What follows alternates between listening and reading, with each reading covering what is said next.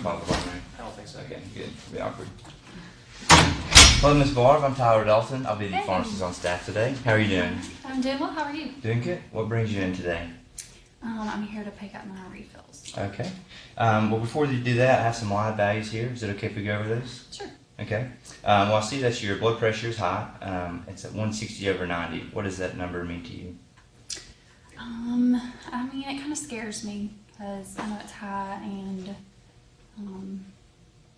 you know, my mom died early from a stroke, and she experienced all these problems as well. So it does concern me. Okay. Well, you do sound concerned about your blood pressure. I also have your blood glucose lab here too, or your blood sugar, and that is also high. What do you know about that level? You know, I don't really know specifics, but just know that it's high, and that's not a good thing either. Yeah, that's right. It is high. There are some ways that we can help control both your blood sugar and your blood pressure. Okay. So if you wouldn't mind, I can share some information with you about ways to affect both of those. Okay, that'd be great. So we could talk about changing some of the foods you eat. We could talk about some of your physical activity, or we could talk about taking your medication. Which of those would you like to talk about first?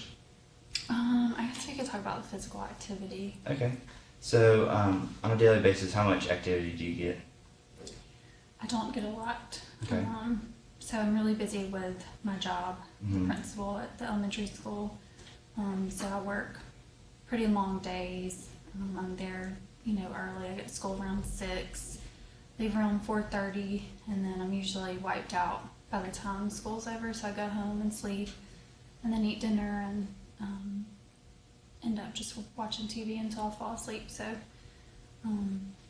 it's hard to find time to, as well as I have a lot of back and hip pain because of the accident that I was in. So it's really hard for me to get any physical activity.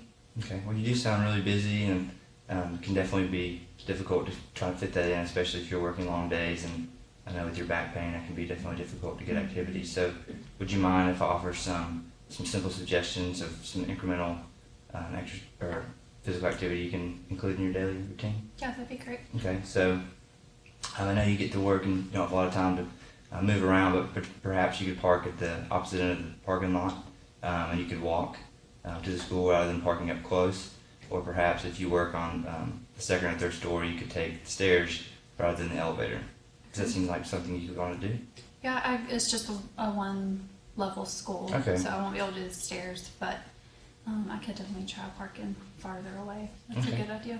Okay. So on a scale of 1 to 10, 1 being not willing at all and 10 being very willing to try some of the changes, how willing are you to start parking farther away?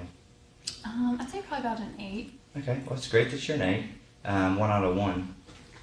Well, you know, I told you that I realize I am at more of a risk, and I have a new grandbaby, a little baby boy, and so I really want to make sure that I'm there for him and can help take care of him when I need to. So I do realize that I need to do something. Okay. And what do you think it would take to get you to perhaps a 9 or a 10? Well, I mean, honestly, like if something happened to me, I guess that would make me realize more that I need to do some, and you helping me with these small changes has helped, so hopefully that can get me Okay. higher. Well, that's great that you expressed the want to change, and hopefully we can start doing you can start doing some of these small things and integrate them slowly. I know you expressed some concern about your mother, how she passed away, and also your new grandbaby. So hopefully this is one small step that can help you getting better health and get you a little more active. And so we've talked about some physical activity. We can talk about some of the foods that you eat, and we can also talk about your medications. Which of those would you like to talk about? We can talk about the food. Okay. So I know that you say you're pretty busy and you don't have time to eat breakfast a lot of times. And don't you typically order in food or get fast food for lunch? Yeah, that's kind of what keeps me going through the day. Okay. And then I get to have something good for lunch. And what kind of foods do you typically get when you order?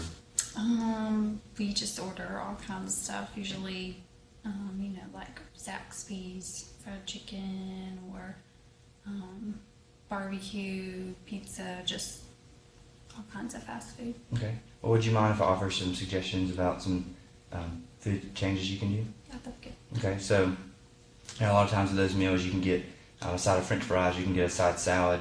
Perhaps you could substitute every once in a while a side salad for a side of fries, or get a Diet Coke for a regular Coke. Does that sound like something you'd be interested in doing?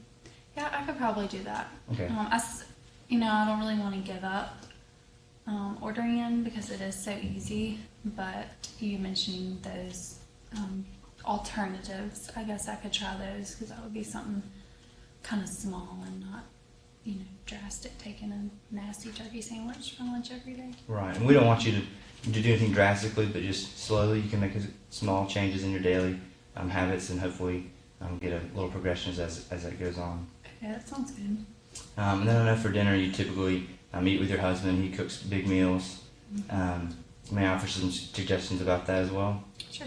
And so I guess you like to get seconds, as you said before, and perhaps you could, instead of taking seconds every time, you can maybe save some of those seconds and you can have those for your lunch the next day. Does that sound like something you'd be interested in doing? Maybe. Okay. Like I said, I'm used to getting delivery and not having to worry about packing a lunch in the morning or whatever. So, but I can think about that. Okay. Okay, so we've talked about some of the changes that you'd be willing to do as far as some of your physical activity and perhaps some small changes with your food. Those are great things too.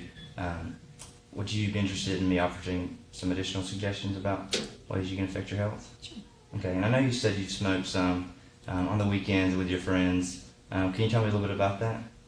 Yeah, so every other weekend, my friends and I have a bunco group that we go to, and I usually end up, I'll probably smoke like 4 or 5 cigarettes when we have those, and drink about 4 or 5 drinks, but that's kind of my only social outlet. It's the only time I really have, much interaction with my friends and get to have a good time, so I really enjoy that and value that time with them. So. Okay. Yeah, it's always good to have time with friends and get out. I know since you're busy, you don't always have a lot of time to do that, so it's good to have that social aspect for sure. What do you know about smoking and its effect on your health? I know it's not good for me, but since I only do it, every other weekend pretty much, I don't think that's really going to have that much effect on me since I'm not smoking like back every day or anything like that. Okay. Could I share something that concerns me about your smoking? Sure. I know you said you don't smoke very often, but when you do, it does affect your health and it affects your blood pressure. And I know since you do have a family history and your mother died at an early age, smoking increases your risk for a heart attack or a stroke. Okay, so now this information, hopefully we can follow up next time, and it's great seeing you. Thank you. All right, have a good day. You too. Thanks. See ya.